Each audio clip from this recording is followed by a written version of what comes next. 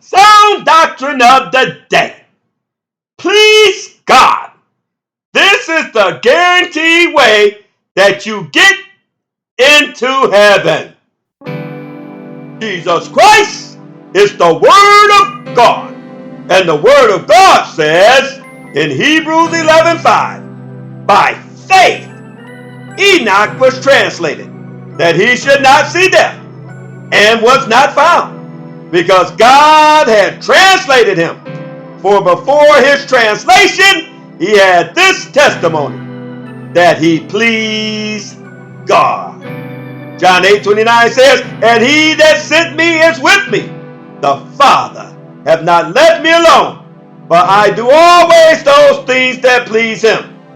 That's our second witness, the man Enoch and the man Christ Jesus that went to heaven because they both pleased God. The question is this: do you really want to go to heaven? Then you have to be pleasing God. Hebrews 13 says, make you perfect in every good work to do his will, working in you that which is well pleasing in his sight, through Jesus Christ, to whom be glory forever and ever. Amen.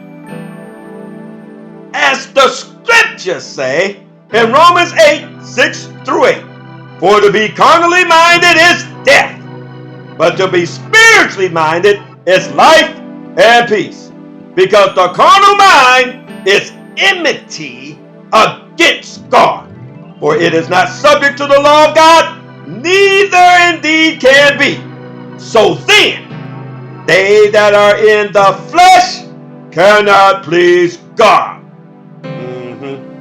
Fornicators ain't going to enter into the new Jerusalem, in the new heaven, and the new earth. That's written Holy Scripture in Matthew 15:19 and Revelation 21:27.